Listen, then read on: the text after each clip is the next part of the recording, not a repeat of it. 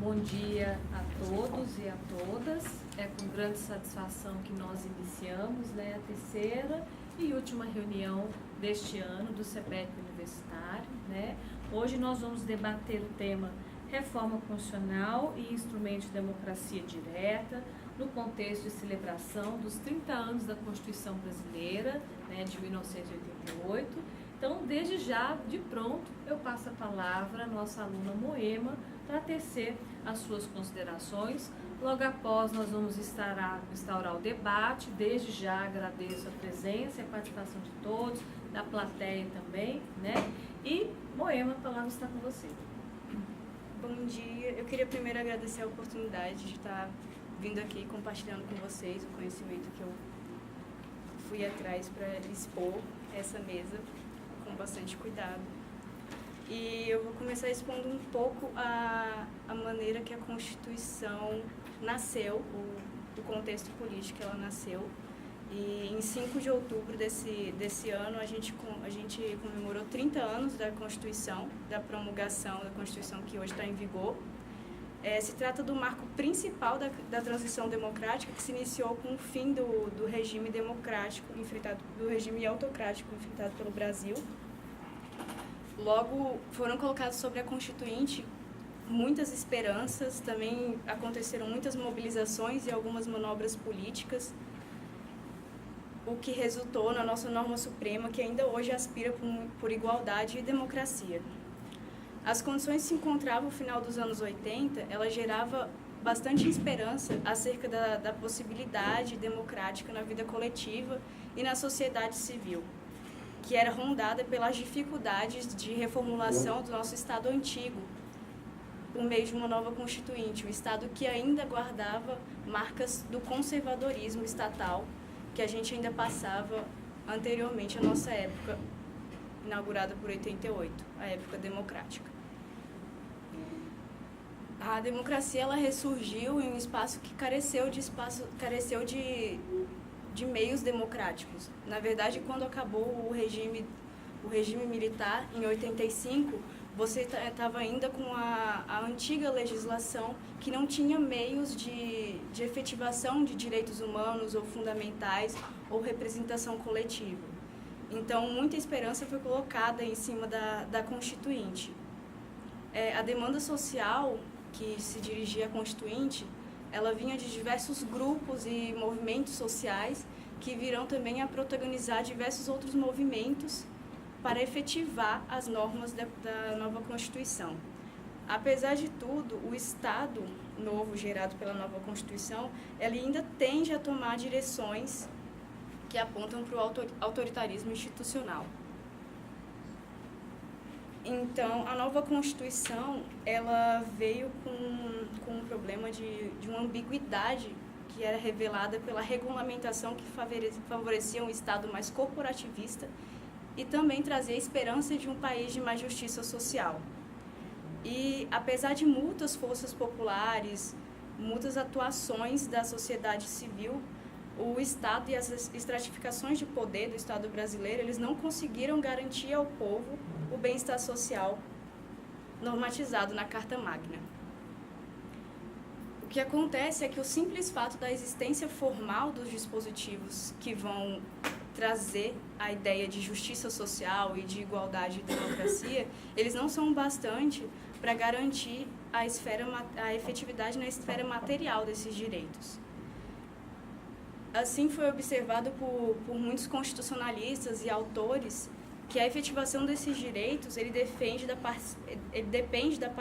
participação social na fiscalização e cobrança dos deveres do Estado, sendo a prática constitucional democrática um dever de toda a sociedade. Durante essa tentativa de efetivação, as lutas pelos direitos sociais, pelo reconhecimento de direitos justos, eles exporam nos debates e por meio das relações do Estado, diversas violações de direitos fundamentais. E no Brasil você observou também que diversos grupos tinham seu direito protelado por conta de interesses políticos do Estado, principalmente grupos mais excluídos, grupos marginalizados.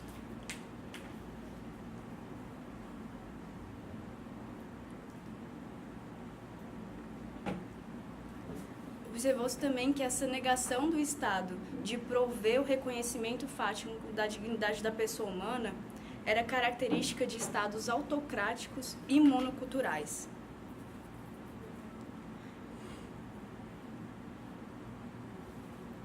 O reconhecimento constitucional e a dificuldade de implementação de políticas efetivadoras dos direitos normatizados perpassam ainda pela deturpação de princípios do direito para fim de eximir o judiciário do comprometimento com as promessas constitucionais.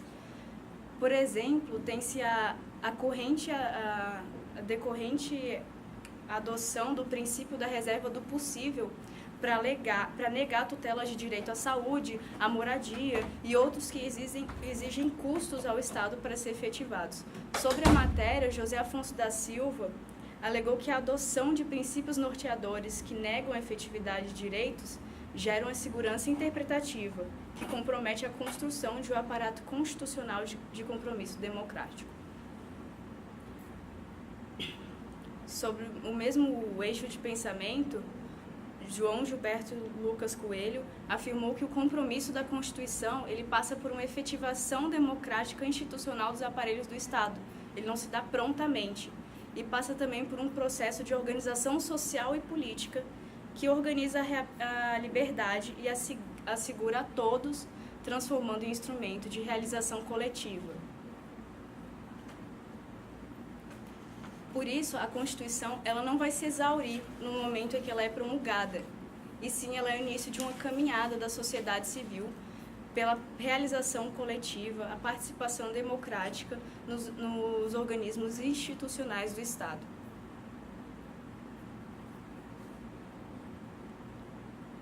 A nossa nova Constituição ela é um marco para os direitos humanos e para o reconhecimento de direitos individuais e coletivos, além dos sociais e políticos. Mas, com o tempo, se observou que ela não constituiu a eficácia desses direitos, pois no Brasil são notórias as disparidades sociais, concentração de renda, colapso da segurança pública, falência do sistema prisional, morosidade da justiça, privilégios processuais da elite política e a péssima qualidade do ensino público, além do desemprego e outras inconformidades. A Constituição ela falha ainda em deixar de prever alguns mecanismos para conter alguns combates intensos e sangrentos no ordenamento, como é o caso da ausência de regulamentação da reforma agrária, que apesar da restituição da democracia deixou-se de prever isso, e essas condições de holocaustos nos campos e mais afastados dos grandes centros continuaram ao redor da reforma agrária. Apesar dos problemas da nova Carta em relação à efetivação dos direitos, ela trouxe a possibilidade de legitimação de lideranças populares e possibilidade aos novos sujeitos políticos a realização da produção normativa. Então, apesar do conservadorismo institucional e tudo mais, a nova Constituição ela entranha no ordenamento jurídico a expansão dos direitos sociais e contribui para proporcionar um constitucionalismo pluralista e multicultural. Então, o início da nossa Constituição foi marcado por tudo isso. A duplicidade entre a justiça social e a privatização de políticas públicas, que daria pelo grande valor que a propriedade ainda tinha no ordenamento. A Constituição se formou por retalhos de Constituição de outros países.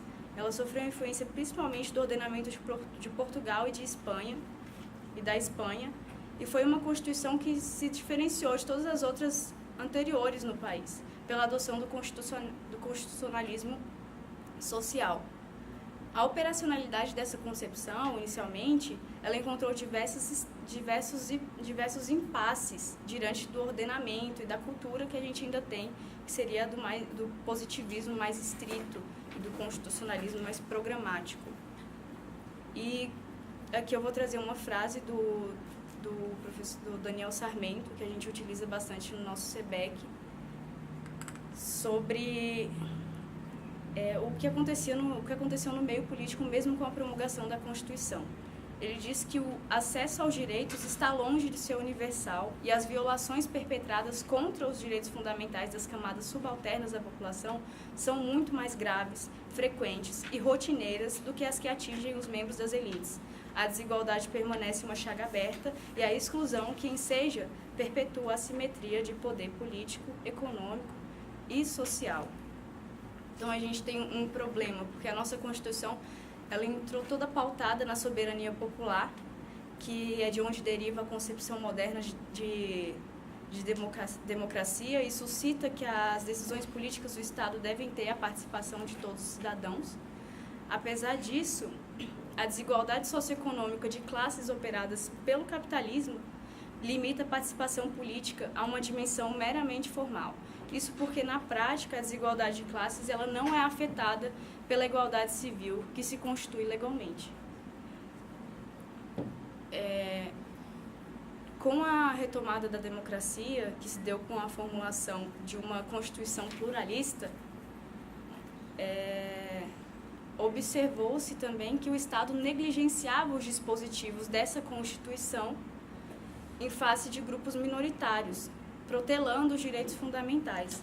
Observou-se também que isso é uma prática comumente adotada na América Latina, que muitos países na América Latina conseguiram promulgar uma Constituição democrática com diversos valores, direitos humanos e fundamentais, mas mesmo assim esses valores eles eram protelados, eles eram negligenciados no Estado em frente aos interesses políticos.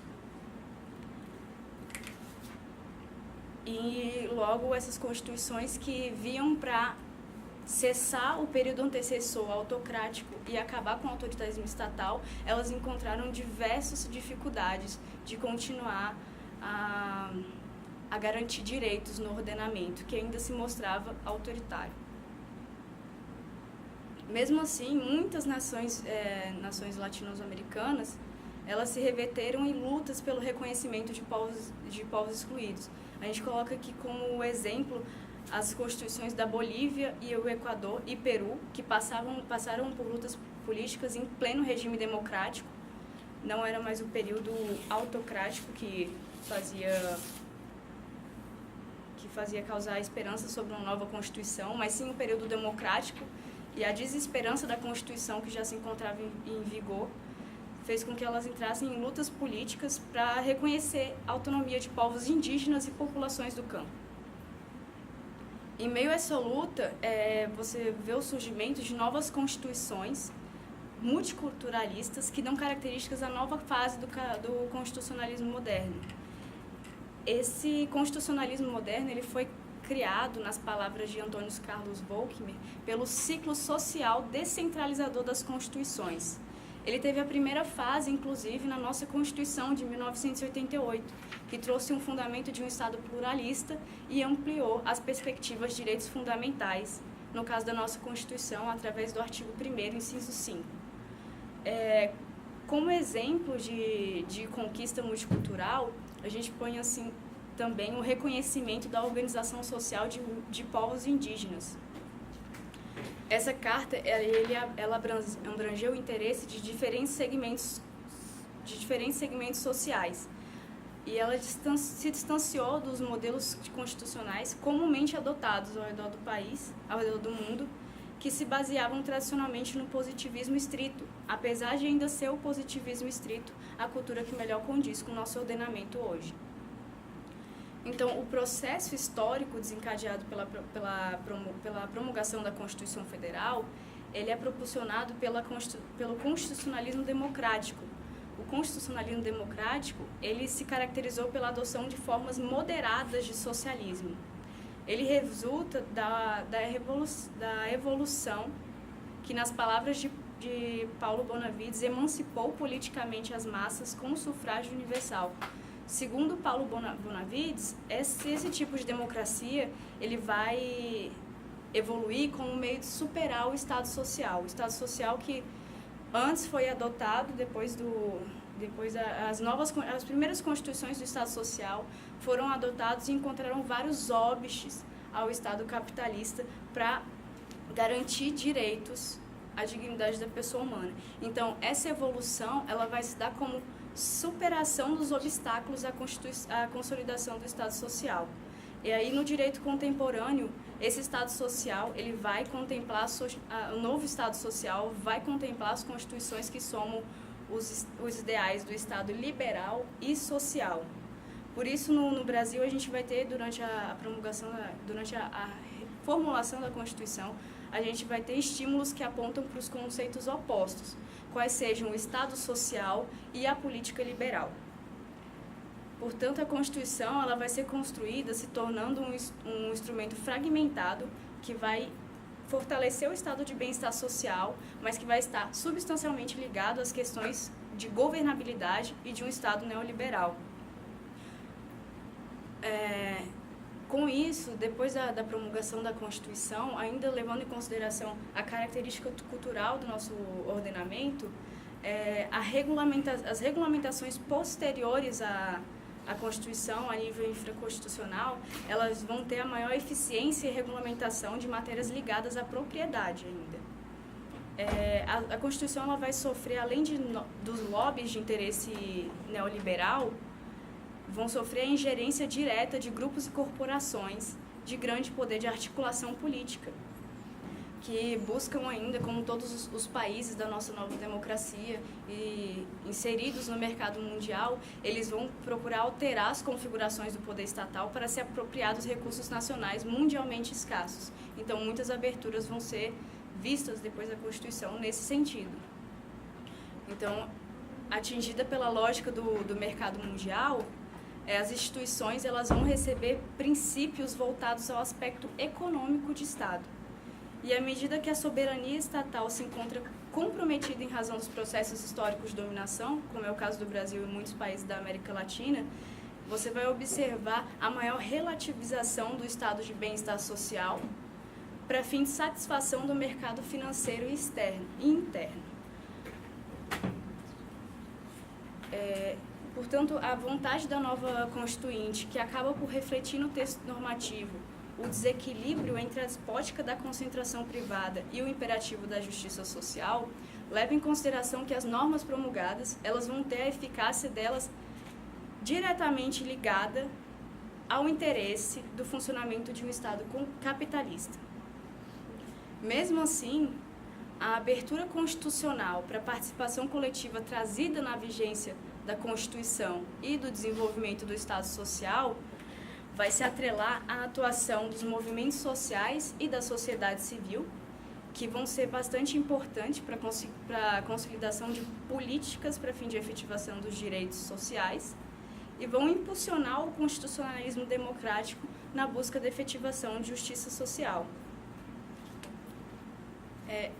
Assim, eu vou começar a falar da evolução da Constituição, levando em consideração que ela foi o ápice da democracia, mas foi também a abertura de um caminho para a democracia, para vencer o ordenamento que ainda não se adaptou ao Estado social. A Constituição ela trouxe inúmeras conquistas sociais, só que o ordenamento supremo novo ele não vai conseguir resumir todas as necessidades da ordem jurídica, assim como todas as normas positivas elas não conseguem reger todas as relações da sociedade.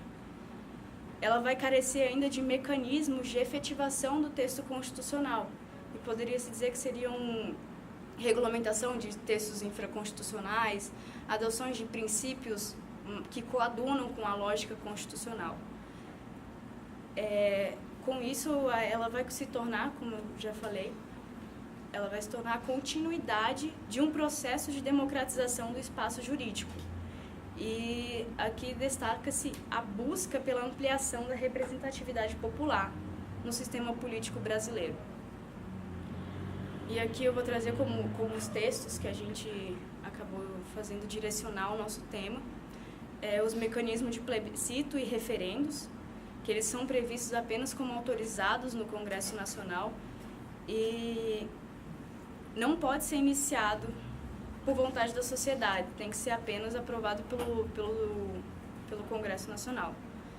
Sobre o mesmo raciocínio, eu vou investigar as leis que regularam as ações coletivas, tal como a evolução dessas, que gerou inúmeras resistências estatais. Ao analisar as primeiras leis que envolvem o sistema coletivo, observa-se a numerosa edição de medidas provisórias que restringem autoritariamente a abrangência e efeitos das respectivas leis. A principal lei, a Ação Civil Pública, vocês podem ver também, se vocês entrarem no site do Senado ou do Planalto, vocês podem observar que as leis, elas têm muitas edições de medidas provisórias, são medidas provisórias reeditadas 30 vezes, 50 vezes, ao redor de todas essas restrições que se coloca à atuação coletiva. E assim como aconteceu nessa lei, e em relação aos demais institutos participativos, faz importante ressaltar que o sistema de ação coletiva complementa a defesa dos direitos transindividuais com muita dificuldade e tardiamente a formulação constitucionais desse direito. De mesmo modo, o reconhecimento dos direitos indígenas, ele também encontra muito impasse a sua regulamentação por meio de um projeto de lei que tramita desde 1997, ainda hoje no Congresso Nacional. Então, esse é um exemplo que não se tratou apenas de instituir os direitos indígenas na Constituição e deixar de regulamentar para que eles tivessem efetividade. Não se trata apenas de apontar para a redemocratização e instituir uma norma suprema. A 8ª Constituição Federal se diferenciou de todas já promulgadas no Brasil. A nova era, inaugurada nas palavras de Ulisses Guimarães, pela Constituição Cidadã, expressou a inauguração de um caminho para desenvolvimento democrático. Assim, continuando os meios de os mecanismos coletivos e a evolução desse, eu vou falar da espécie processual da ação coletiva, que foi adotada pela primeira vez em 1981, por meio da Política Nacional do Meio Ambiente. Ela foi a primeira que instituiu ao Ministério Público a legitimidade para ingressar com a ação civil pública para fins de indenizar ofensas praticadas pelo meio ambiente. Posteriormente, houve a implantação no sistema jurisdicional brasileiro da doutrina italiana sobre os direitos difusos e coletivos, com a promulgação da Lei 7.347, a Lei de Ação Civil Pública. A Lei de Ação Civil Pública de 1985, na versão antiga, ela não tinha previsão para ações de grupos de tutela de direitos individuais homogêneos ou coletivos. Também não trazia a definição para interesses difusos e coletivos. E somente em 1990, alguns anos depois da Constituição, da promulgação da Constituição, é que o Código do Consumidor ele começa a suprir a ausência de previsão normativa que prejudicava as ações coletivas. Então, o Código do Consumidor ele passa a disciplinar as ações coletivas juntamente com a Lei de Ação Civil Pública e amplia o cabimento da ação para fim de proteção de direitos individuais e homogêneos, que antigamente essa proteção era restringida à proteção de direitos individuais e homogêneos de investidores do mercado imobiliário. Ressalta-se também que a Lei de Ação Civil Pública, no sentido lato sensu, ela comporta leis anteriores à Constituição, mas que foram reforçadas por ela, como é o caso da Lei de Ação Popular de 1965. E o direito de ação popular, hoje ele se encontra também nos capítulos de direitos fundamentais da Constituição, no artigo 5º, 78. E aí você vê que a Assembleia Nacional Constituinte ela teve um cuidado de inserir essa lei de ação popular e buscando incluir a proteção da moralidade administrativa e a tutela do patrimônio ambiental e cultural. Além disso, ao colocar a lei de ação popular e colocar a regulamentação na Constituição, você vai impedir a restrição da lei de ação popular pela edição de leis infraconstitucionais. Então, hoje, o sistema de ação coletiva, ela regulamenta procedimentos como o mandato de segurança de lei coletiva, mandato de injunção coletiva, ação de improbidade administrativa e ações que desencadearam ainda o procedimento para defesa de grupos específicos. Hoje, esse sistema de leis de ações coletivas, ele vai englobar ainda o direito de diferentes grupos, como do idoso, da criança, do adolescente, da pessoa com deficiência, por meio dos amplos estatutos que foram aprovados ao decorrer da vigência da Constituição. Já na parte de participação jurisdicional, que faz importante se colocar também que o exercício da cidadania participativa, ele não vai partir só por meio de mecanismo de defesa de direitos e violações iminentes à população, mas sim também em participação jurisdicional em temas que têm bastante repercussão social e que vão atingir a sociedade. Aqui eu vou destacar também as falas do constitucionalista Alexandre Bernardino Costa, que diz que faz importante a sociedade civil captar os problemas que permeiam as esferas privadas e transformá-las em interesse geral, aptas a figurarem na esfera pública. E aqui ele diz no sentido de que o caminho para a construção da sociedade democrática, ele deve contar ainda com a criação e ampliação de sistema de atuação participativa, não só no sentido das leis coletivas, mas a ampliação participativa política, jurídica e até legislativa. A previsão de participação da sociedade no controle de constitucionalidade também foi outro avanço inserido na Constituição e na Lei de Ação Civil Pública. Os diplomas normativos, eles disporam sobre a possibilidade de intervenção social nos processos judiciais. Mesmo assim, o conservadorismo da Corte Suprema, ele se mostrou como impasse às conquistas sociais. O STF ele não aceitou bem a participação da sociedade nos julgamentos. Ele construiu uma jurisprudência que resulta em maior controle da participação civil em processos judiciais. Em 2008, 8 anos depois, após a regulamentação do Instituto da Audiência Pública, em 2007, desculpa, o STF, pela primeira vez, ele indicou uma audiência pública para fins de buscar na sociedade informações e esclarecimentos acerca de um tema de julgamento. E aí, com esse tempo para você chamar uma audiência pública, você percebe que, apesar do avanço representado pela primeira audiência pública, muitas possibilidades de participação trazidas nesse instituto e na Constituição, eles são, de mesmo modo, raramente adotados pela Corte Suprema. Um dos exemplos é a criação do amicus curiae, que é outro meio pelo qual pode-se trazer os anseios da sociedade aos processos judiciais.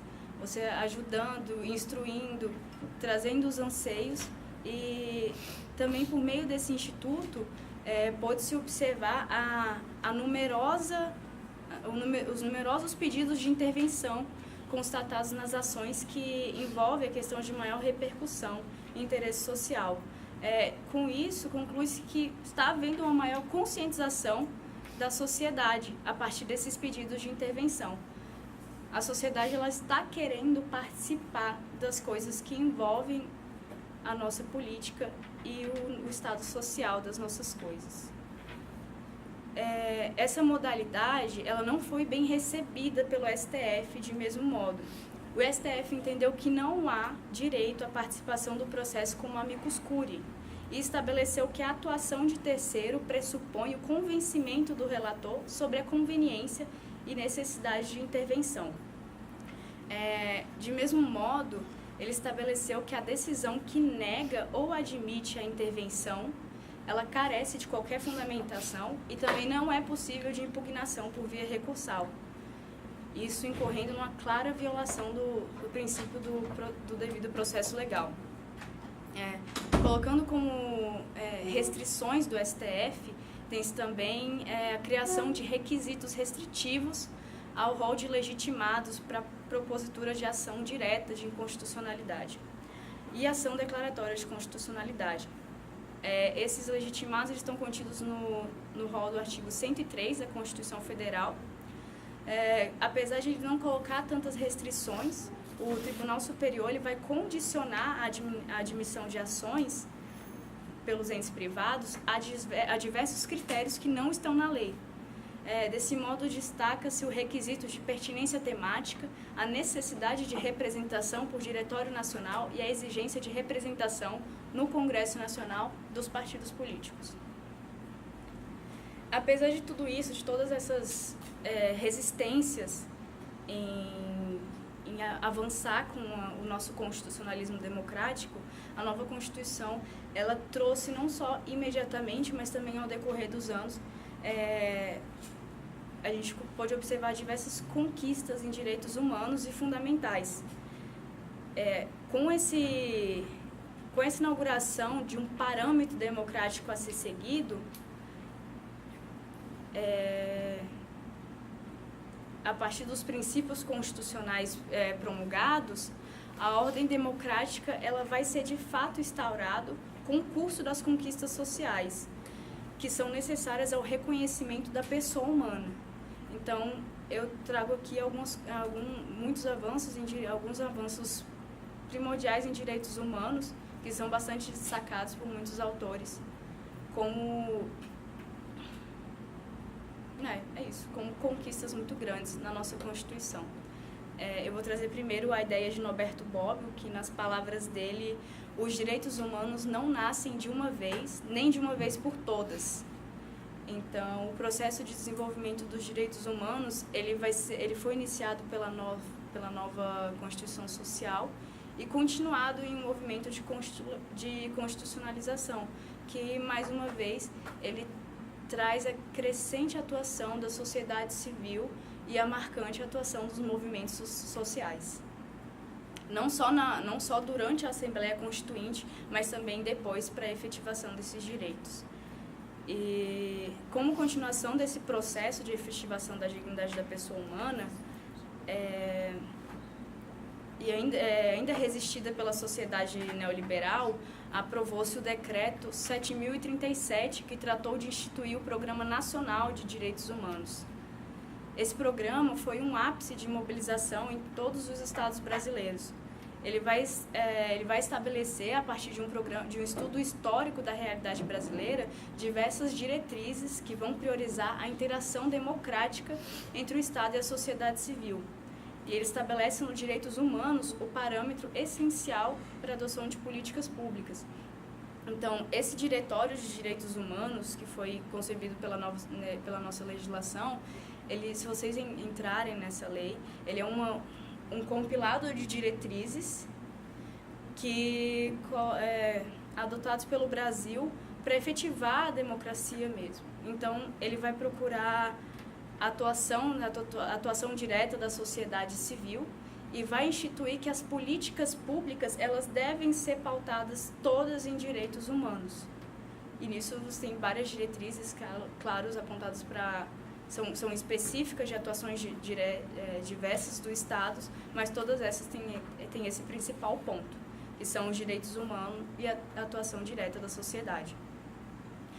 Tem-se também um julgamento bastante importante, que é o julgamento do recurso extraordinário 466.343 de São Paulo, em que o STF ele reconheceu o caráter especial aos direitos humanos. Ele rejeitou o mero status de lei ordinária, que antes era dado como hierarquia, que era dado aos tratados, conferindo a hierarquia de norma constitucional aos direitos humanos. Esse julgamento ele é bastante conhecido no ordenamento jurídico, que é a decisão acerca da prisão civil do depositário infiel, prática que, com esse julgamento, ele passou a ser vedada no país.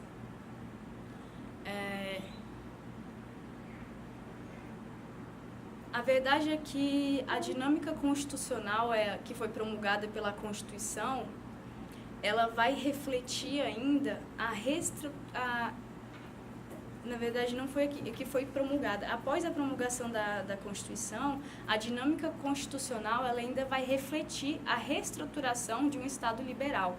Mesmo assim, um Estado liberal que vai buscar atenuar os conflitos com os grupos sociais.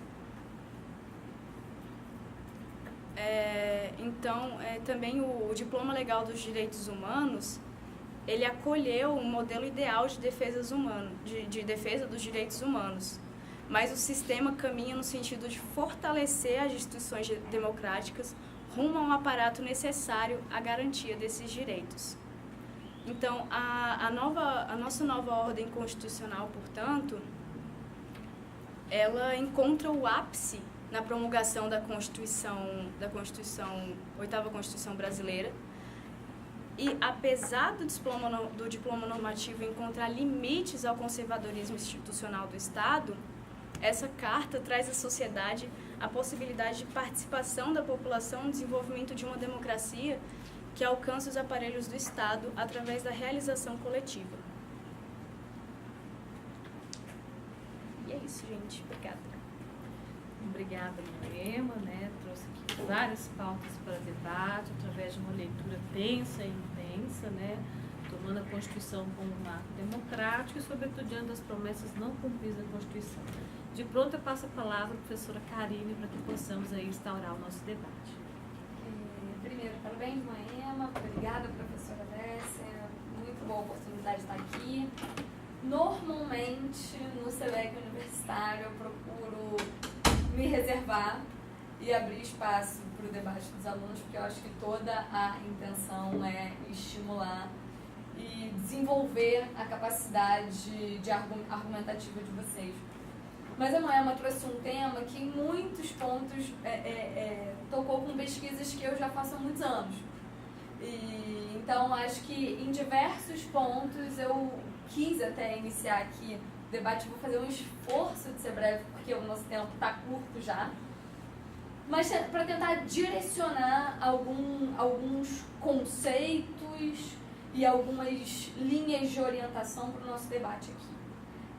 De toda a fala da Moema, eu tentando sistematizar em uma frase bem simples, você vem falando sobre a nossa Constituição de 88, o contexto da Constituinte, se tratar uma Constituição cidadã, na palavra de Ulisses de Guimarães, garantidora de direitos, e esses direitos na prática acabam não se implementando tanto assim. E a gente vem falar sobre como superar esse status quo de falta de efetivação de direitos. E na sua exposição você trouxe ação popular, você trouxe ações coletivas, você trouxe a participação da sociedade civil no Supremo Tribunal Federal, e esse bloco todo acho que a gente pode botar numa caixinha de judiciário, né? De acesso, de demandas da cidadania ao judiciário, e o judiciário sendo a via garantidora de direitos, né? Então, aqui vai a minha primeira observação. Eu acho que a gente não pode prescindir da política. Você depositar as esperanças da cidadania no judiciário é extremamente pernicioso. E aí, até porque os textos eles falavam em plebiscito, referendo, democracia participativa. Eu acho que o primeiro principal desafio que a gente tem, e aí eu vou abrir outro parênteses, a Moema já foi me orientando aqui no SEBEC universitário, eu acho que mais do que criticar, esse fórum de debate aqui tem que ser um fórum de como é que a gente vai fazer para melhorar. De como é que a gente vai fazer para superar as dificuldades que estão na ordem do dia. Eu acho que a minha primeira observação para você, que eu acho que é um ponto que você não explorou muito e que é muito importante, a gente não pode prescindir da política. A gente não pode prescindir da aproximação dos cidadãos em geral com a coisa pública.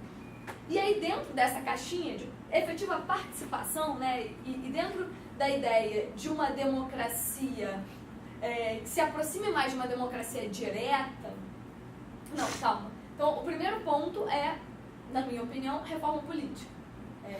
A gente precisa aproximar o cidadão comum da política. Aqui, então, eu queria comentar com você uma primeira caixinha de como é que a gente vai superar esse status quo de você efetivou o direito dos índios, mas você não consegue promulgar uma lei. Eu acho que um primeiro ponto é superar a crise de representatividade que a gente tem hoje no Brasil. O esforço da academia, eu acho que tem que ser, deve ser, pode ser, pensar em propostas para a gente superar a crise de representatividade, sobretudo nas instâncias legislativas, tá? Então, falar sobre reforma política, trazer à tona a questão da reforma política como um caminho para a efetivação de direitos. Esse é o primeiro ponto que eu queria trazer para você como provocador do debate, tá? E aqui, como proposta de reforma política, não sei se todo mundo sabe, eu trabalho com o ministro Barroso e eu acho muito interessante a proposta de reforma política que ele tem. E aí, eu só vou pontuar rapidamente porque eu ainda quero falar um monte de coisa. Mas a reforma política que ele propõe tem 3 veias principais. Primeiro, facilitar a governabilidade. Segundo, aumentar a representatividade, ou seja, a accountability do representante eleito com o seu eleitor. E terceiro, baratear a campanha eleitoral para a gente evitar os problemas de corrupção que a gente tem hoje. Então, assim, provocação número 1. Não vamos desistir da política, vamos pensar numa reforma política como uma via de acesso e de efetivação do direito. Ponto número 2. Eu acho que também é possível pensar em trazer maior participação popular, não só pela via do judiciário, mas também pela via da participação na elaboração e administração de políticas públicas. Então, essa é a segunda provocação que eu trago. Então, a gente passou aqui vamos tentar sistematizar assim. Primeiro a gente falou do legislativo, agora eu vou falar um pouquinho do executivo, e depois eu vou falar um pouquinho do judiciário, que é onde eu vou ter mais observações para a sua exposição. Com relação à administração, as pessoas também existe possibilidade de participação democrática na elaboração de políticas públicas. E aqui eu vou te trazer alguns exemplos para sistematizar na caixinha do executivo. No caso da saúde, conselhos de saúde, conselhos sanitários, que foram muito, muito, muito importantes na efetivação do SUS, né, na implementação do SUS. E aí a gente tem, e eu acho que eu também sou jovem, eu sou um ano antes da Constituição de 88, mas a minha vida eu já passei sobre a história da Constituição de 88, e a gente costuma muito criticar o nosso sistema de saúde. É um senso comum, você falar, a gente tem uns hospitais que não funcionam. Antes da Constituição de 88, só quem estava dentro do sistema da Previdência tinha acesso à saúde. Não existia um sistema de acesso à saúde. E, obviamente, quando você implementa um sistema único e abrangente, como é o nosso sistema, você vai ter dificuldade de implementação e efetivação. Mas, primeiro, a Constituição de 88 foi sim uma conquista.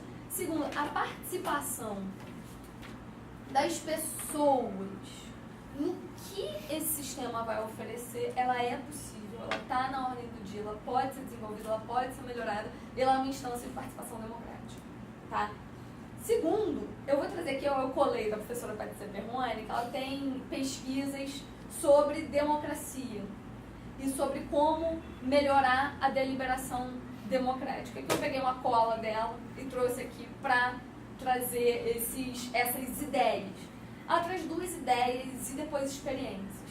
Ideias de mini públicos e de deliberative polls. O que é isso? São ideias de como você engajar os cidadãos nas escolhas democráticas. Esse assunto é super deep, mas eu estou aqui meio que fazendo um grande apanhado para trazer provocações, e quem quiser depois aprofundar, eu também, quem já foi me orientando sabe que eu fico 200% à disposição para bater papo depois. Mas os mini públicos são formas de você escolher randomicamente cidadãos para participar das deliberações.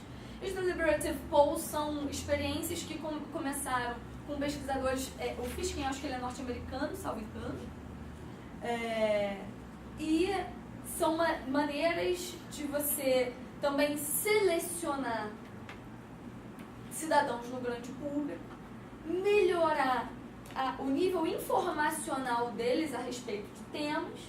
Então, assim, você dá informação para aquele cidadão, você escolhe randomicamente os cidadãos, e você fala, olha, vocês vão ter que deliberar sobre isso. E você faz rodadas de deliberação, de maneira que as pessoas passam a ter que trocar ideias sobre aquilo. Os resultados dessas novas experiências, e isso que eu acho que é bacana, que a professora trouxe na palestra dela, ela falou assim, no Texas, após a aplicação da metodologia que combina o mini público e o deliberative polls, aumentou de 52% para 84% as pessoas dispostas a pagar mais por energia limpa. Então, você aumentar o nível de informação e trazer as pessoas para a política e trazer as pessoas para a deliberação para que elas façam escolhas livres e informadas sobre o que fazer e como gerir a coisa pública. Na Itália, no Lazio, aumentou de 45% para 62% o número de cidadãos que apoiam a conversão de leitos de hospitais em outros recursos de saúde. Na China, optou-se por projetos de tratamento de esgoto e água potável em detrimento de praças e ferrovias. Então, sobre como você vai administrar a coisa pública. Quanto tempo eu tenho? Não, à vontade. Não, vou tentar resumir, porque senão eu vou monopolizar. Então, assim, primeiro, principalmente no legislativo, a gente pensar numa reforma política, de aumentar a representatividade e a possibilidade de cobrança do eleito pelo eleitor. Segundo, na administração da coisa pública, chamar as pessoas para participarem mais, aumentar o nível, a participação efetiva na administração da coisa pública. Aí aqui eu trouxe dentro dessa caixinha 3 exemplos, né, que no Brasil são os conselhos de saúde dentro do SUS, experiências internacionais com mini-públicos e deliberative polls. E terceiro, agora no judiciário. O judiciário sempre foi o meu objeto de pesquisa e justamente minha dissertação de mestrado fala sobre os 3 pontos que você trouxe. Audiência pública, mefiscúria e propositura por entidade de classe no controle concentrado de constitucionalidade. E hoje eu trabalho no Supremo e sempre o judiciário foi o foco das minhas atenções. Primeiro, não vamos depositar todas as nossas esperanças no judiciário. O judiciário tem uma contribuição efetiva e importante, mas ele sozinho não consegue fazer as mudanças da cidadania que eu acho que são os seus anseios, não é? E aí eu vou falar breves palavras a respeito dessas 3 vias de acesso. Por que eu, assim como você, o meu recorte da minha dissertação foi exatamente essa. O que eu queria saber era o grau de democratização do processo de controle concentrado de constitucionalidade. O quanto que a sociedade civil pode efetivamente participar desse processo de deliberação. E aí eu tenho uma notícia boa e 2 notícias ruins para você. Quais são as 3 vias de acesso? Eu concordo com você. A possibilidade de ajuizamento de ações de controle concentrado, que aí está lá no 103 da Constituição, principalmente quando você diz que entidade de classe pode ajuizar a ação de controle concentrado, as audiências públicas e o amicus curiae, tá? Eu vou começar pelo ajuizamento. De fato, você teve... Qual foi o espírito da Assembleia Nacional Constituinte? O espírito foi ampliar a participação da sociedade no controle concentrado de constitucionalidade. Você estava trazendo uma carta cidadã e você queria dar um instrumento na mão da sociedade para que essa sociedade pudesse acessar o STF.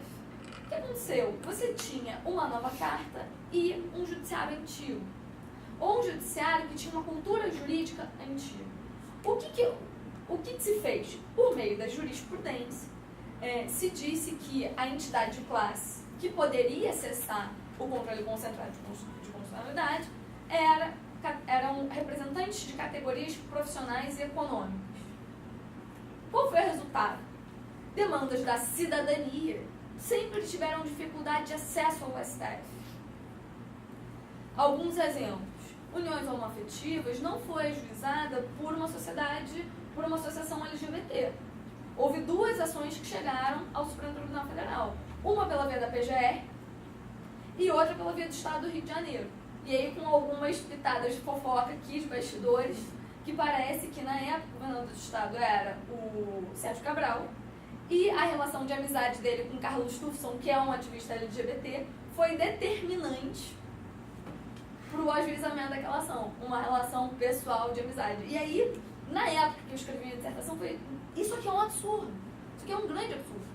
Uma demanda tão importante quanto uniões homoafetivas depender de uma boa vontade, seja do governador do estado ou, enfim, e que a própria sociedade LGBT não pudesse acessar o controle de constitucionalidade, aquilo ali me soou como uma grande injustiça. Não fui só eu que escrevi sobre isso, Daniel Sarmento escreveu sobre isso, O Rodrigo Brandão escreveu sobre isso e estamos conseguindo. Essa é a boa notícia. Muito recentemente, a gente já tem precedentes do Marco Aurélio foi o primeiro a falar sobre isso, depois o ministro Fux falou sobre isso, depois agora, muito recentemente, o ministro Barroso também falou sobre isso. Sobre o quê? Sobre admitir entidades representativas da sociedade civil como partes legítimas para o ajuizamento, controle concentrado de constitucionalidade. Nesse último precedente do ministro Barroso, foi uma sociedade LGBT que ajuizou uma DPF, foi admitida. Então, estamos tendo conquistas nesse campo. Eu trabalho na STF, então assisto todas as sessões. Recentemente, tem coisa de uma semana, os ministros voltaram a debater esse ponto e a tendência de abertura. Então, a gente tem uma tendência de abertura de todos os ministros. Com a dificuldade, normalmente, essa legitimidade ativa, né, o reconhecimento da legitimidade ativa, se dá em decisões monocráticas. Então, você ainda não tem uma deliberação plenária sobre isso. Mas a tendência muito clara do STF é abrir as portas. Nesse sentido, temos aí bons ganhos. Segundo, audiência pública é amigo escura. Vou tentar resumir. Primeiro, audiência pública não foi criada como um instrumento de aumento, de incremento da participação democrática. Na 9868, que é a Lei do Controle Concentrado de Constitucionalidade, ela foi criada como um instrumento de instrução do processo, como se fosse uma perícia. Então, a ideia original da criação desse instituto era a instrução do processo. O que acontece? A gente vê uma ascensão institucional do judiciário, cada vez mais participa das deliberações políticas do país, e começou-se a falar com o uso do instituto na audiência pública como um instrumento de deliberação democrática. Qual é o resultado da minha pesquisa? Eu posso falar que eu fui uma das poucas pessoas, tem mais 2 outras pesquisas, que efetivamente se debruçaram sobre o resultado da audiência pública. O que eu tenho para te dizer a audiência pública é muito bacana como instrumento de instrução do processo. Ela pode ser transformadora. A audiência pública sobre legalização do aborto foi uma experiência incrível que eu tive a oportunidade de ter dentro do Supremo Tribunal Federal. Porém, a viabilidade desse instrumento ser utilizado como incremento de participação democrática é muito limitada. E por quê? Vou tentar resumir a minha pesquisa em alguns poucos pontos. Primeiro, os ministros não são obrigados a ir à audiência pública. Normalmente só o relator vai. Então, assim, beleza, a sociedade vai lá, fala e ela influencia principalmente o relator. O relator, ele tem, sim, uma capacidade de influenciar os demais, mas a gente ainda tem um modelo que é muito mais agregativo do que deliberativo de votos dentro do Supremo Tribunal Federal. Então, assim, o fato dos ministros comparecerem pouco às audiências, o fato de as transcrições das audiências não constarem na maioria dos processos, e o fato de você não ter um ônus argumentativo, né, a regulamentação da audiência pública que está no regimento interno do Supremo Tribunal Federal, ela não exige um ônus argumentativo dos próprios ministros em responder àqueles anseios da sociedade. Então, é um instrumento em que muitas vezes a sociedade fala, mas se eles escutam e se aquelas ideias efetivamente influenciam a deliberação, então é limitado. Como eu tenho essa ânsia de querer melhorar as coisas, o que eu trago, acho que por meio de alterações procedimentais, a gente pode incrementar e começar a tornar essa audiência pública um instrumento de participação. Fechando, hoje ela tem uma capacidade muito limitada de aumentar a participação democrática dentro do controle de concentrado de constitucionalidade. Isso não significa de jeito nenhum que o Instituto deva ser abandonado, porque ele incrementa muito o nível informacional do tribunal, mas aí muito mais como um instrumento de um mecanismo de instrução do processo do que um mecanismo de participação. E como fazer essa participação? Você garantir que você tenha paridade entre as opiniões, isso não está bem regulamentado. Você exigir, você tentar fazer com que você tenha uma maior participação dos ministros, ou que, no mínimo, o tribunal tenha um ônus argumentativo de uma vez que ele convocou uma audiência pública, ele tenha que levar em consideração os argumentos trazidos pela sociedade.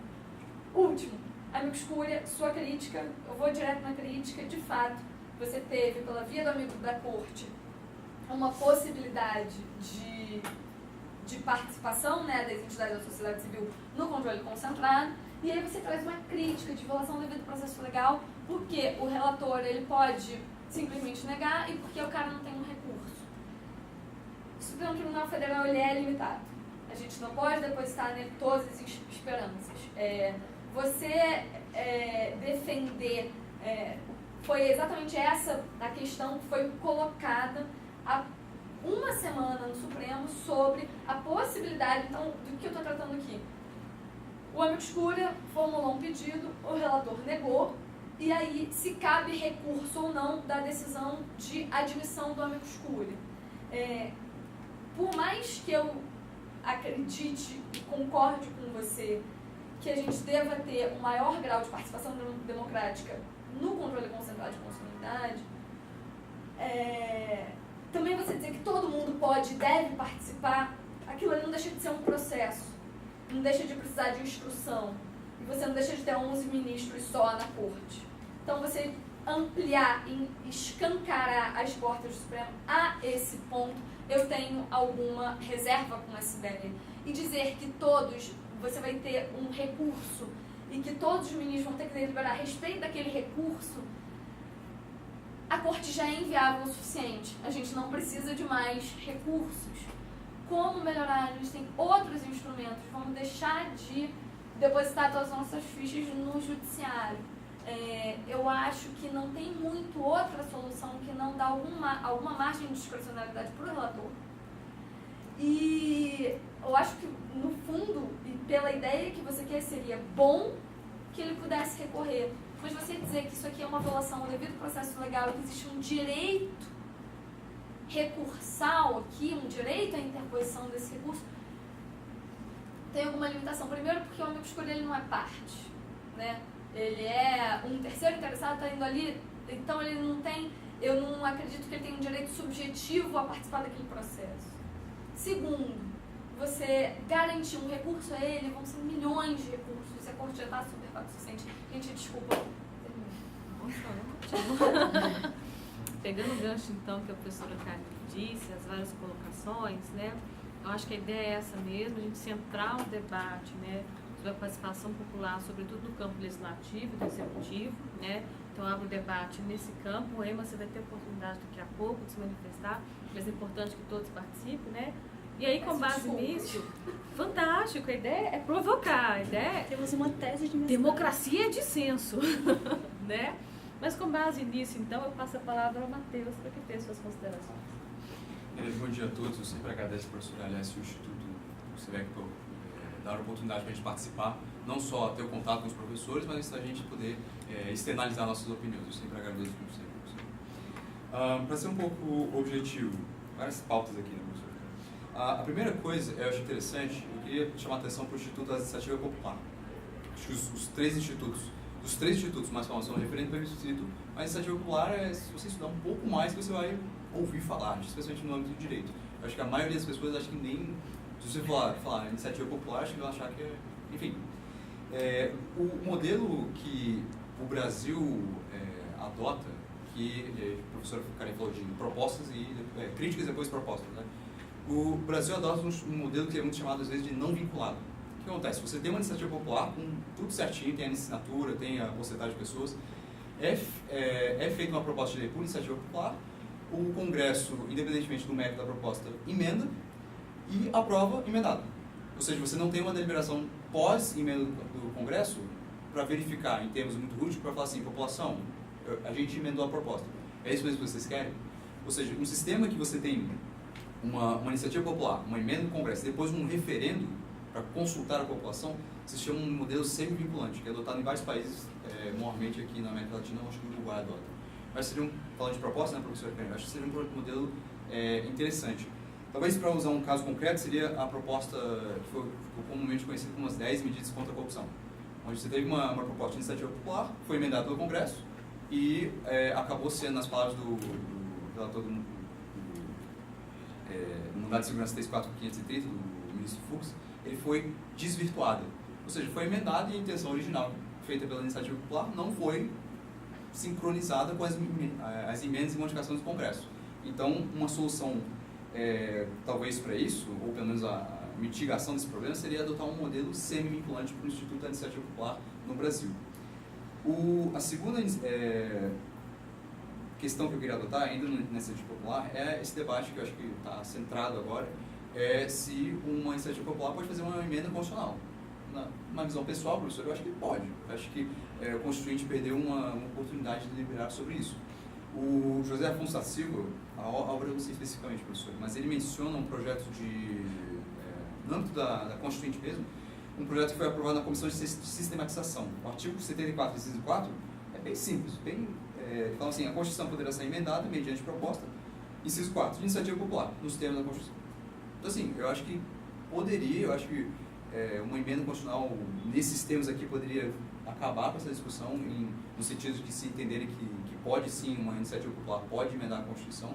Eu acho que tem que ter discussão, mas eu acho que a solução em si, em termos de disposição constitucional, seria bem breve. O terceiro ponto é chamar atenção, e agora eu aplico tanto para a iniciativa popular, referendo e plebiscito, é que esses institutos, historicamente falando, às vezes são usados por certos líderes para acumular poder, ou seja, pegar os poderes do judiciário ou do legislativo e acumular como chefe de Estado. Napoleão é um excelente exemplo disso. Mais recentemente, talvez seja a Venezuela em 1999 e 2007, que teve reformas constitucionais que, independentemente de ideologia, mérito, agregaram mais poder ao chefe de Estado e foram por meio de deliberação popular. Certo? Então, acho que a gente tem que chamar atenção. São institutos ótimos, acho que a gente tem que expandir nisso. Tem que ter uma deliberação direta, democrática, mas eu ressalto isso, que às vezes esses institutos podem ser usados para uma conciliação de poder não tão democrática assim, digamos assim. Eu já finalizo, professora, com o que aqui no Brasil se chama de direito de revogação, que não é aplicado no Brasil, que em língua estrangeira se chamaria o direito de recall, e o que seria um recall individual, a população delibera sobre um cargo, uma figura política, né? Uma figura pública individual, onde você pode ter, com certos requisitos, você pode tirar essa pessoa. Talvez o exemplo mais concreto seja, ou talvez mais famoso, seja o governador da Califórnia, que foi o Gray Davis, acho que foi em 99, ou algum ano, que ele foi o objeto de recall, e depois foi eleito talvez um dos políticos americanos mais famosos, que foi o Arnold Schwarzenegger. E depois, tirando esse recall do Gray Davis, entrou o Arnold Schwarzenegger como governador da Califórnia. Então é um exemplo de recall que poderia ser adotado no Brasil. E o segundo, professor, eu só fiz um semestre de alemão, eu vou tentar pronunciar aqui, que é o Aberrufungsrecht, que seria um recall, mas só que coletivo. Então, ao invés de você, o instituto cair sobre um indivíduo, você cairia sobre uma coletividade. Uma assembleia legislativa, talvez, enfim, geralmente é feito no âmbito legislativo, mas pode se aplicar também a um cargo executivo. São institutos interessantes. E não é um instituto só americano ou europeu. Por exemplo, aqui na América Latina a gente tem a questão da Venezuela, que você permite ter o recall com um mínimo de 20% do eleitorado, você tem certos requisitos. A questão da Bolívia, no artigo 241, e também no México também tem esses institutos. Então, não é um instituto, eu acho que seria um instituto aplicável ao Brasil. E já encerro, professora. A PEC 80 de 2003 previa essas duas constituições, que em português seria o direito de revogação individual e coletivo. E, por fim, eu queria chamar a atenção que todos esses três institutos teriam que ser em sincronia com um contexto maior, que acho que a professora Karina exaltou bem, que seria como que a gente efetivamente tem os institutos jurídicos, como que efetivamente a gente vai ter participação popular, como que efetivamente a gente vai conseguir incluir certas minorias. Eu acho que isso, contribuindo por isso, seria a tecnologia, o conceito de e-democracy, open government. Eu acho que isso contribuiria para ter uma maior transparência e as pessoas poderem ter, aos passos, ter um governo deliberativo, onde as pessoas têm uma ciência maior do que está acontecendo, maior transparência, e por isso conseguem usar os institutos de democracia direta para modificar conforme o desejo da maioria. Seriam essas minhas considerações. Acho que agora é o Augusto Galeano, né? E democracia. Então, primeiramente, muito boa tarde. Queria parabenizar a Moema e também agradecer tanto a ela quanto a professora Karina, né, que deram uma aula aqui. Assim, a Moema ela trouxe vários instrumentos de tentar sanar uma que é das críticas dos textos que nós tivemos como apoio. E uma das críticas é que esses sistemas de participação popular, eles não têm se tornado realmente efetivados e não têm sido realmente sido seguidos também, né? Você tem a questão de que, por exemplo, a iniciativa popular, ela não serve para... Você não tem uma previsão que permita que ela seja utilizada para a reforma da Constituição, apenas para a reforma de leis infraconstitucionais. E na questão dos outros, plebiscito, o referendo, como já foi citado aqui também, ele não é uma obrigação do legislador, ele simplesmente tem a discrição de convocar o plebiscito ou não, e a população não pode interferir nisso, não pode pedir que seja feito. Então a Moema trouxe vários outros mecanismos que tentam exprimir essa vontade popular como é garantida na nossa Constituição. Em um dos textos, o autor ele cita uma passagem de Kelsen que destaca que o povo que comanda não é necessariamente o povo comandado, sendo aquele formado por pessoas de opiniões semelhantes que se associam em agrupamentos políticos com a ambição de gerir a coisa pública. Isso se dá porque não há possibilidade de que todo mundo se reúna por causa da densidade da população. Não tem como todo mundo se reunir e manifestar suas opiniões e debater suas ideias. Então a gente começou a formar grupos de pessoas com interesses em reformar, de modificar e de cuidar da coisa pública, para que pudessem ser reformadas as leis e tal, os interesses da população. Nesse sentido, nós temos hoje os partidos políticos. Um dos pontos que eu queria deixar, será que o nosso problema hoje seria realmente esse modelo de desenvolvimento, de legislação, ou será que nós perdemos talvez o sentido a que isso foi dado? Porque a gente vê hoje no cenário atual que a gente tem uma luta mais por poder do que por alguém que queira representar a vontade da população por algum meio. E até mesmo a gente vê hoje, nesse momento de eleições, a gente ouve muito falar em reforma da Constituição. Será que a gente precisa mesmo de uma reforma da nossa Constituição? Uma alteração do nosso texto constitucional? Eu acho que a gente, até hoje, nesses 30 anos que completamos agora no dia 5, ainda não aprendemos o sentido dela, não quisemos aplicar aquilo que está estabelecido. Tanto é que a gente busca, por várias outras maneiras, essas de tentar jogar tudo para o judiciário, como tem se falado. E um dos problemas também que eu queria mencionar é a questão da burocracia que você tem para iniciar uma medida de iniciativa popular, para você fazer um projeto de lei. Você tem a Lei de Iniciativa Popular, que é a Lei 9.709 de 98, ela traz alguns requisitos no seu artigo 13. Ela fala que você precisa de 1% do eleitorado nacional distribuído por pelo menos 5 estados, com não menos de 0,3% dos eleitores de cada um deles.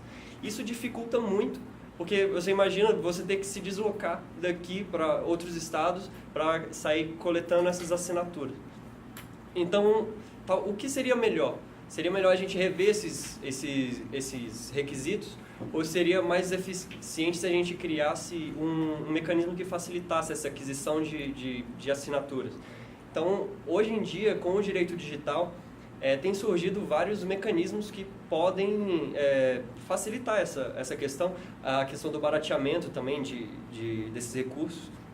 E nós temos hoje um projeto de lei que tramita que agora está na Câmara, que é o PL 9.115 de 2017, que ele visa a criação de um mecanismo digital, de um aplicativo que coleta a assinatura, verificando veracidade para que não ocorra fraudes. A gente tem até um aplicativo, que é o aplicativo Mudamos Mais, que faz essa coleta de assinaturas.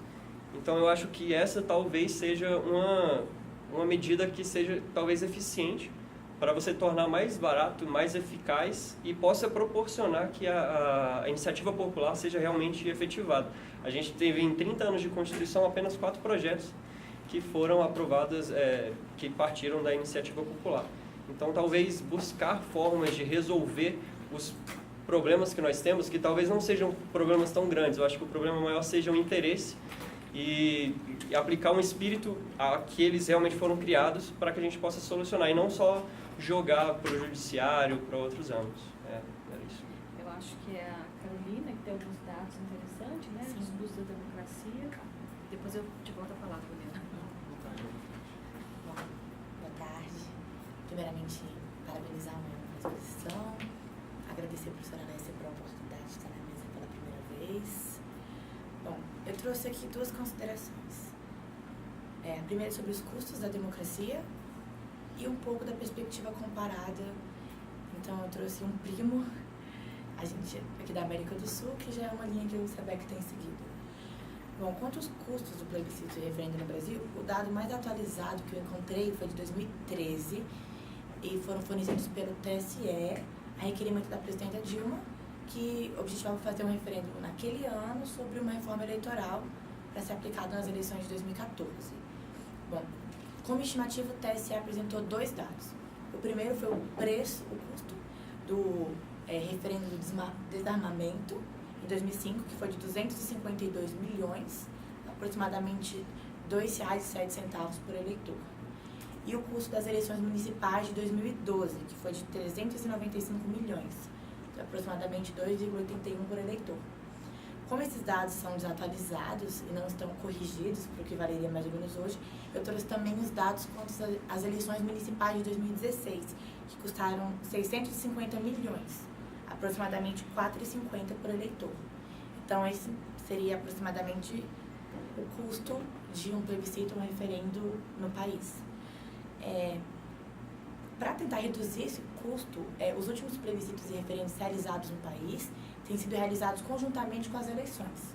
Isso foi aplicado em 2016 nas eleições municipais e também agora nas eleições de 2018. Houveram discussões no Senado para aplicação da consulta popular no âmbito federal, tanto em relação à revisão do desarmamento quanto à reforma eleitoral, mas não foi realizado. Mas em 3 estados ocorreram plebiscitos. No Rio Grande do Norte, foi plebiscitado a mudança do nome de um dos municípios. Foi aprovado e o município passou a chamar Campo Grande com 95,75% de aprovação. Eu achei grande. Tocantins também houve um plebiscito, também em relação à mudança de nome de município, de Fortaleza do Tabocão, apenas para Tabocão, e foi também aprovada a mudança. E no Rio de Janeiro, em Petrópolis, houve um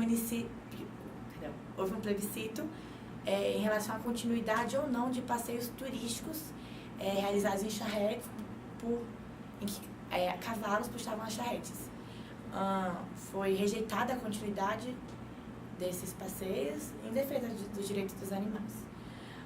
E agora vai ser regulamentado de que maneira os passeios vão acabar por meio de decreto e iniciativa da Assembleia Legislativa. Okay. E aí, quanto à perspectiva comparada, eu escolhi falar um pouco rapidamente da Colômbia, que teve 2 referendos muito importantes, bastante recentes. Em 2016, a Colômbia referendou os acordos de paz que foram feitos com a Farc. E foi rejeitado esse acordo de paz por 50,2% dos votos válidos. O que eu achei importante trazer da Colômbia é o nível alto de abstenção que tem na participação popular no país. Quanto à Farc, nesse referendo em 2016, houve um índice de abstenção de 60% da população. E eu encontrei também que nas eleições mesmo, em geral, a média de abstenção deles é de 36% a 45% de abstenção. Bom, em 2018, mês passado, houve um referendo contra medidas contra a corrupção no país. Esse referendo não chegou a alcançar o quórum, que é de 33% da população, que seria necessário 12,4 milhões de votos. Houveram 11.645 votos, mas ficaram faltando 500 milhões para a aprovação das medidas contra a corrupção. Uma coisa que eu achei legal é que a conquista desse referendo agora em 2018 veio por meio da iniciativa popular. Foram recolhidas 3 milhões de assinaturas e levado ao Congresso, objetivando que fosse realizado o referendo, que não chegou a alcançar o quórum. E apesar de não ter alcançado o quórum, obteve mais votos do que o atual presidente da Colômbia, que foi eleito com 10 milhões de votos. Então, apesar de não ter conquistado o quórum, foi isso. E a abstenção muito grande. Eu acho que isso que eu queria trazer na perspectiva comparada.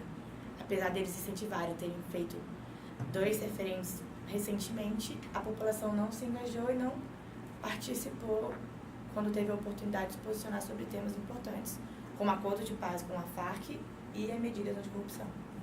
Então, são essas as contribuições. Só para fazer um grande apanhado aqui, para a gente continuar a orientação do debate, eu acho que a Carolina trouxe aqui aquilo que se entende como chamados custos da democracia. Né? Até que ponto referendo um plebiscito podem ser meramente simbólicos e qual o impacto que isso tem para a sociedade, né? A partir, sobretudo, dos custos econômicos que se tem para a realização desses instrumentos. E o Matheus acrescenta ainda um outro dado, que esses instrumentos podem ser utilizados como forma de permanência do poder e não como instrumento de alteração, né, dentro do poder. E aí, para que esses instrumentos efetivamente se tornem, né, não meros símbolos, mas instrumentos de transformação, a professora Karina traz o alerta aqui, que é a questão da informação. A sociedade não basta apenas decidir, ela tem que ser informada sobre o contexto dessa decisão. Para isso, ou pensando nisso, tem o surgimento das chamadas novas tecnologias.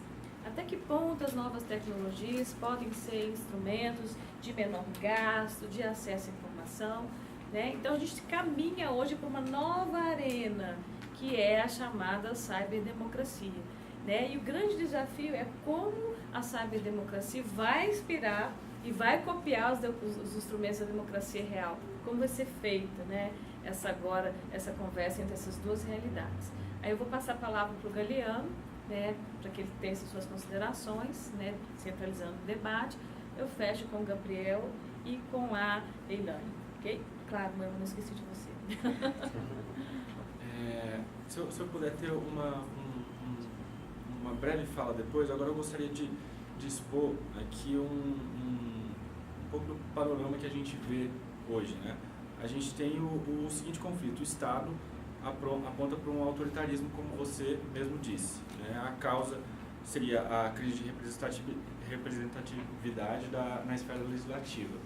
E eu acredito que isso ocorre muito por desinformação da população, de como a população não sabe como chegar e colocar as suas opiniões dentro do poder legislativo, né? E assim, a gente pode acabar pensando que a crise institucional ela decorre de corrupção, etc. Mas assim, corrupção a gente já tem no país há mais de 500 anos, né? Então acredito que o que deu o start para isso não seria necessariamente a corrupção, mas um amplo acesso à informação da sociedade, né, e uma pequena possibilidade dessa sociedade com a informação de atuar perante o Estado, né? E como que a população pode talvez entender um pouco mais o que ocorre dentro do Estado. Eu achei muito interessante algo que está acontecendo lá na Inglaterra, que eu acabei lendo esses dias. Peguei aqui um trecho, inclusive, da matéria, da Theresa May. Segundo o escritório de May, a Premier dirá na segunda-feira, na Câmara dos Comuns, que a grande maioria dos assuntos relativos ao Brexit está definida, né? Ela se elegeu muito com essa bandeira do Brexit e, além disso, ela foi e publica um artigo no tabloide The Sun. Então, assim, eu vejo com bons olhos, né, algo muito interessante, que a Theresa May, além de falar uma vez por semana no parlamento, ela publica um artigo falando sobre o processo, né? Isso significa que a população tem meios de entender o que está acontecendo. A gente vê hoje alguns assuntos que chegam ao judiciário e também alguns assuntos que seriam interessantes do legislativo debater, que a população não consegue entender direito o que está ocorrendo. Como a professora Karina mesmo disse, a questão do aborto, eu acho que é um salto que teve, né, da gente ter uma discussão um pouco mais ampla. Eu acho que ainda é muito pequena, mas assim, a gente tem uma discussão ampla sobre algo que é muito delicado, né? Que você não pode pensar apenas pela esfera religiosa, você não pode pensar apenas pela esfera carcerária ou em micros, né? Você tem que pensar no macro, você tem que pensar nisso como um todo.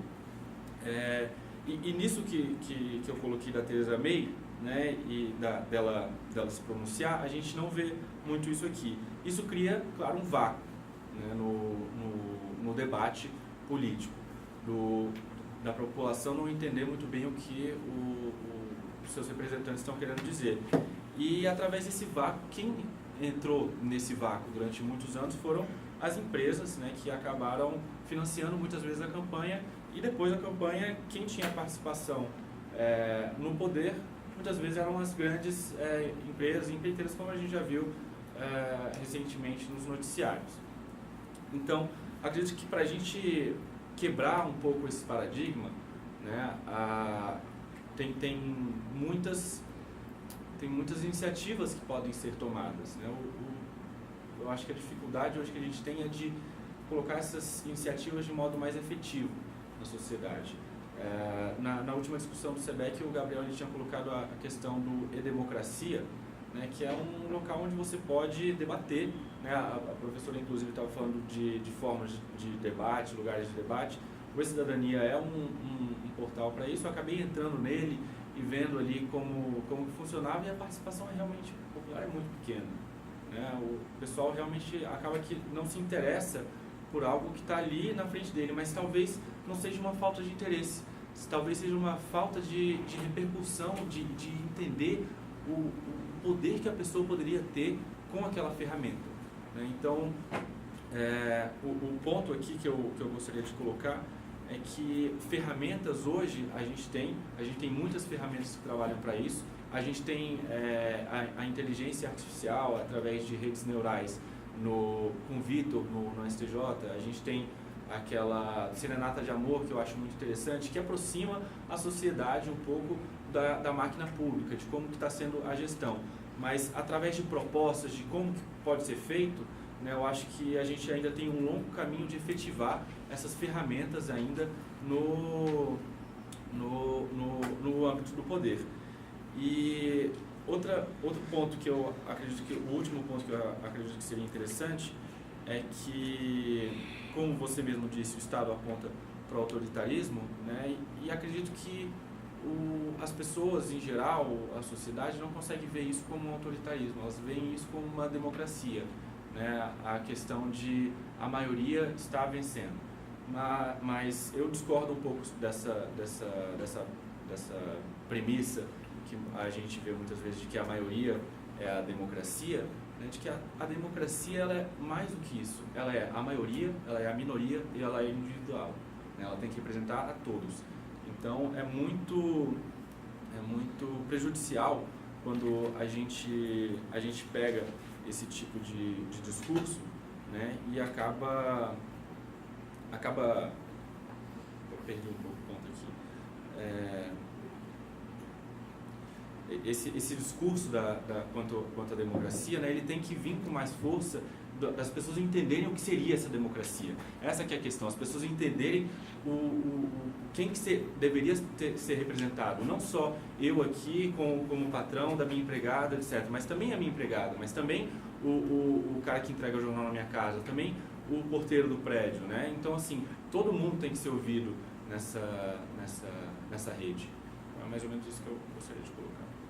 Gabriel? Respira, né? Bom, parabéns, Milena. Obrigado, professora Alessi, pela oportunidade. A professora Karina, né, no nosso encontro, pelas grandes ideias. Eu confesso que fiquei meio tonto, né? Mas Esse é o objetivo, né? Com certeza eu vou ter muita coisa para estudar e aprender aí. Foi muito enriquecedor. Então, aqui nós falamos, né? Primeiramente a Moema falou, né? Então, nós todos aqui falamos um pouco, né, sobre dados que vem acontecendo e sobre a falha que realmente acontece, né? Então, na vontade, o povo, através do plebiscito, faz uma vontade e essa vontade acaba que não chega, em muitos casos, a ser concretizada. Nomeadamente, das 10 propostas, 6 saíram do plano original. E dessas propostas, uma foi incluída que ao meu ver é totalmente contrário ao que estava dizendo, né? Então, que previa a responsabilização do Ministério Público e do juiz, né? Foi incluído lá pela Câmara, que é totalmente contra a proposta da lei. Então, aí tem uma desvirtuação clara do que era aquilo, né? Também já foi dito que nós usamos pouco, né? Usamos pouco. O governo federal fez no máximo 2, uso de plebiscito e referendo, né? Então, tem um potencial gigantesco. Estava conversando com a professora Karina, inclusive, isso nos textos, né? O autor, ele chega a falar que é uma forma de fazer com que a população acredite mais nas instituições, né? Então, você chama as instituições para trabalhar junto, né? E o plebiscito referendo tem essa capacidade de aliviar a pressão que hoje todo o Brasil exerce sobre as instituições, né? E aí indifere se é legislativo, judiciário, qualquer uma, por todas sofre a mesma pressão. Outro ponto, né? Que é uma questão a analisar, né? Qual é o alcance, né? Qual é a efetividade disso, né? Nós conseguimos obter alguma coisa e tal. Você vê que, por exemplo, no caso das 10 medidas, a população fez aquele movimento e aí depois as 10 medidas foram desvirtuadas e quedou-se em silêncio, né?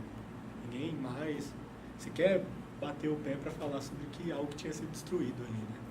Sobre a ficha limpa, por exemplo, que foi também uma proposta popular, né? Ela também ao longo do tempo vem sendo desvirtuada, assim, e existem projetos, um monte de projetos tramitando na Câmara para que ela seja ainda mais desvirtuada.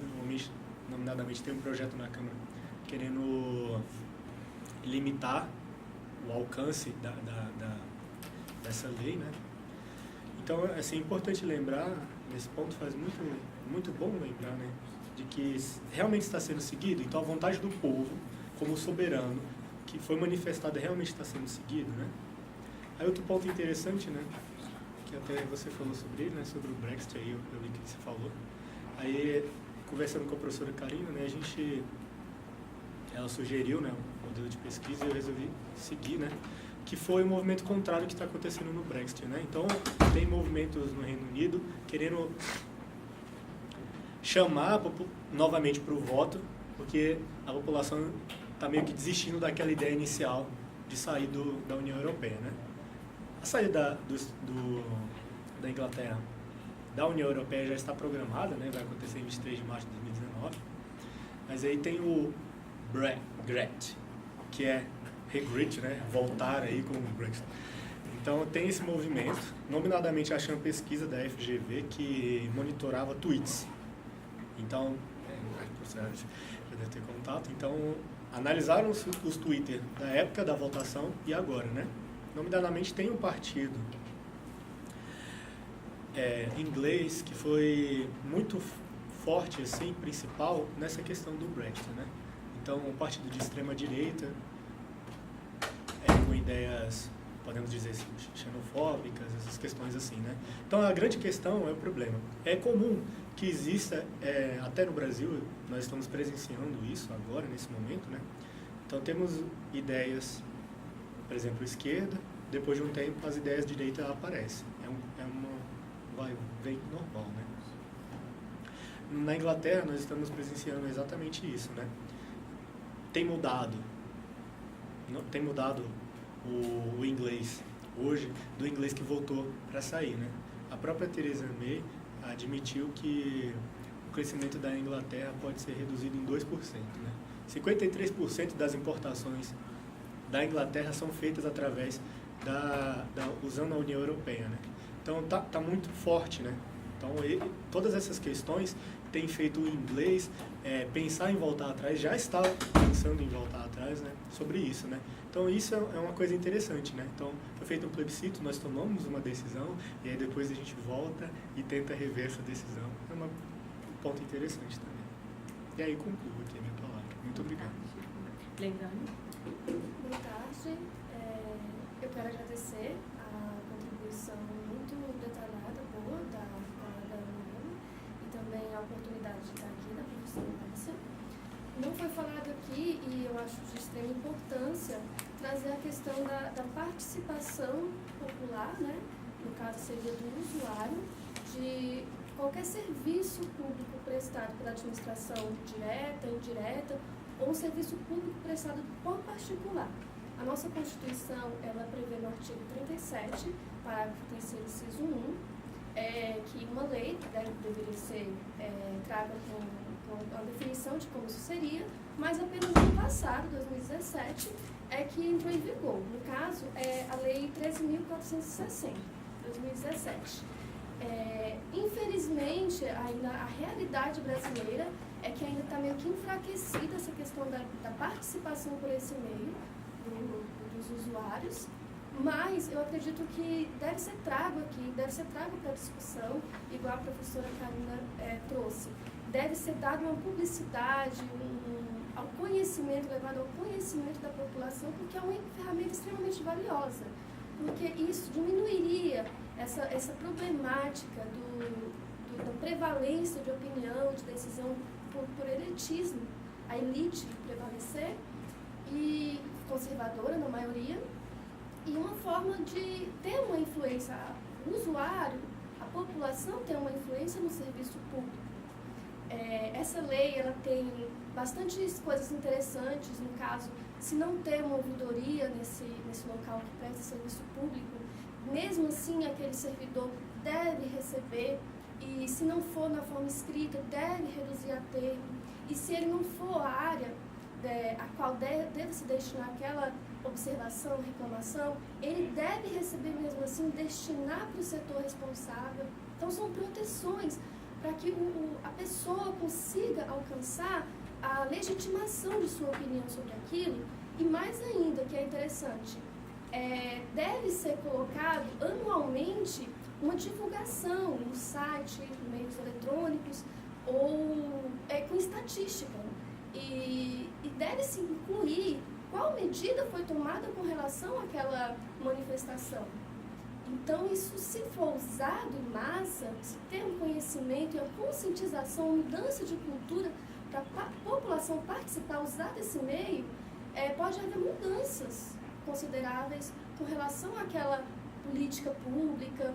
E é interessante, porque a realidade, igual eu falei, isso não está sendo usado de forma adequada, e nem as administrações públicas não estão realmente prontas para isso, porque realmente não está sendo demandado pela população esse direito que está em lei que vigora. Aí a professora Karina, ela trouxe a questão da participação por meio dos conselhos. Ela exemplificou o Conselho de Saúde, nós temos o Conselho Municipal, Estadual, Federal, temos também conselhos da Educação, Municipal, Estadual, Federal, temos Conselho Penitenciário, mas ali existe um problema. Também são pessoas que representam. Existe uma representação, e por eleição, mas existe uma representação de profissionais, de sindicato ou funcionários, participação da população, mas, no caso da saúde, de representantes de entidades, né? E aí eles são eleitos. Então, na verdade, não está sendo direcionado para toda a população, qualquer pessoa da população. Então, essa ferramenta que eu trouxe da Lei 13.460 seria uma boa solução e de forma menos onerosa. Professor Gabriel.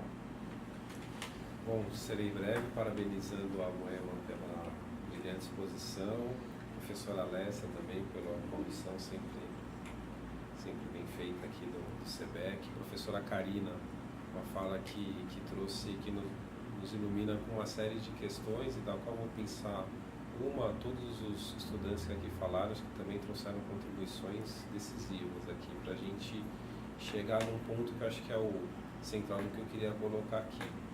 Até porque nós estamos num dos momentos mais importantes do processo democrático, né? Daqui a alguns dias nós vamos ter a decisão que vai sacramentar esse processo eleitoral.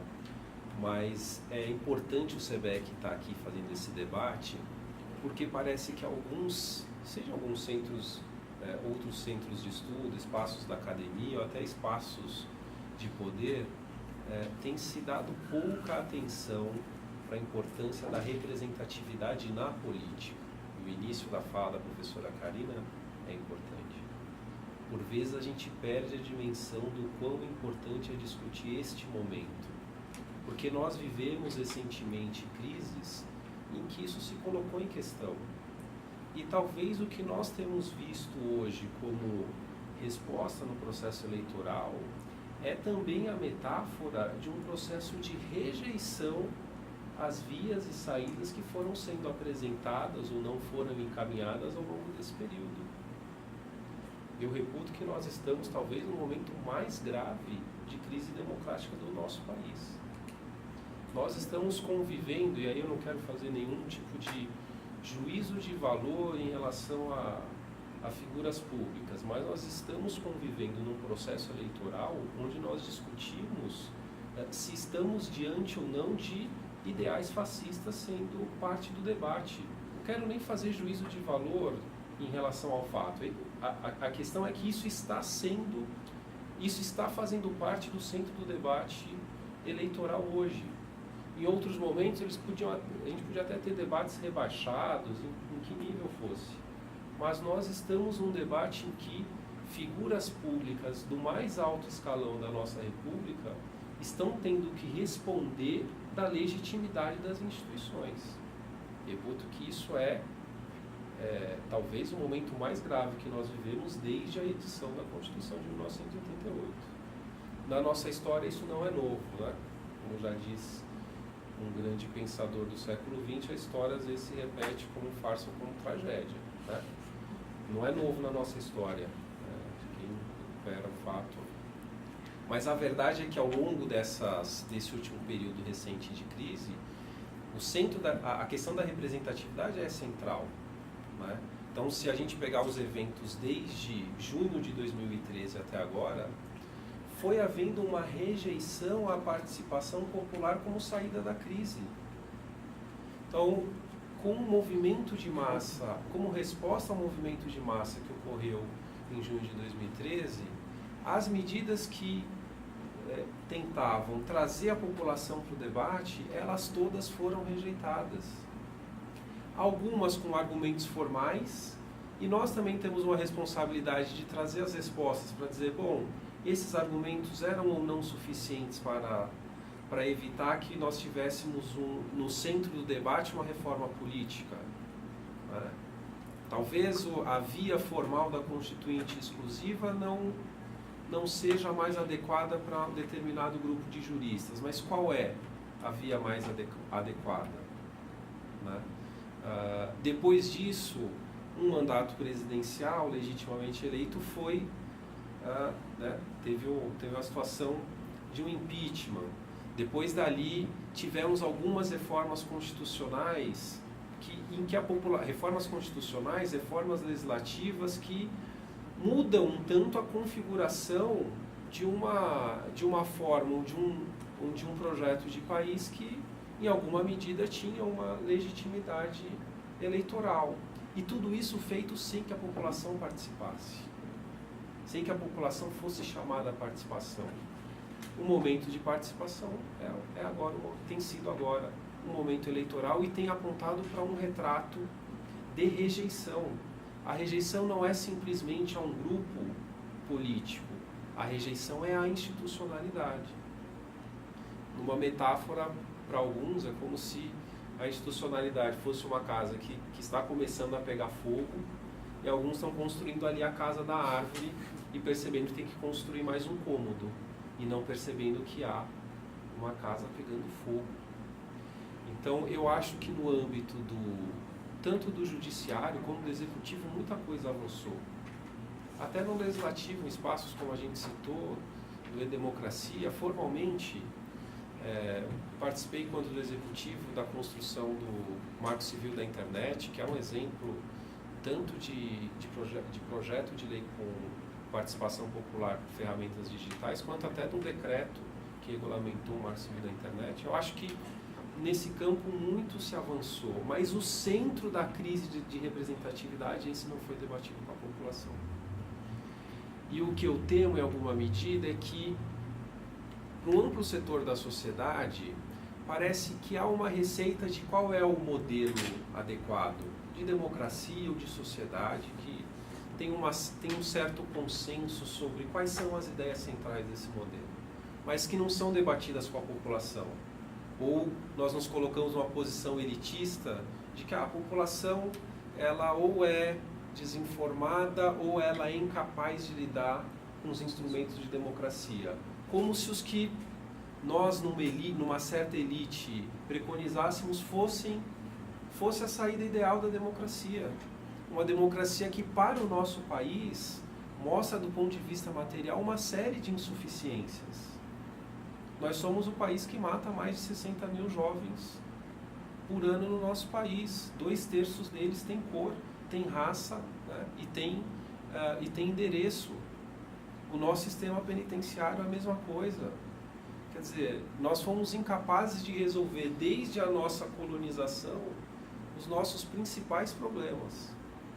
Então, quem participa dos espaços que nós participamos também carrega a responsabilidade de um modelo de sociedade que não deu resposta para a construção de uma sociedade efetivamente democrática do ponto de vista formal e material. Então, foi muito bom o SEBEC ter feito esse debate de forma tão qualificada.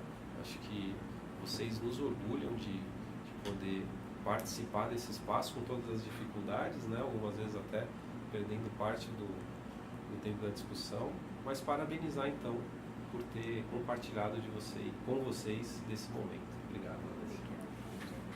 Então eu encerro, né, agradecendo a todos a participação. Eu acho que espaços como o SEBEC, né, professora Karine, professor Gabriel, tem mais alunos, né, são oásis em meio a tempos desérticos e sol intensos, né? Eu gostaria só de finalizar com 2 frases do ministro Aires Brito, que aqui é o presidente do SEBEC, né, e portanto também aqui faz a sua voz do SEBEC universitário, que são 2 frases que, para o momento que nós estamos a vivenciar, eu acho que se encaixa perfeitamente.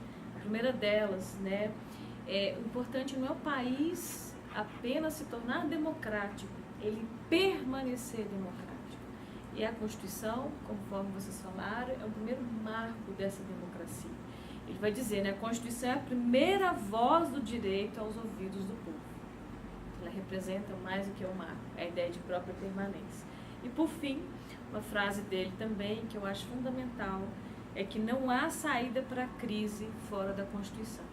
Né? Então, que com essa frase nós possamos aí encerrar essa rodada do SEBEC Universitário, né, clamando para que no ano que vem possamos estar aqui novamente discutindo questões constitucionais. Obrigada a todos, uma boa tarde.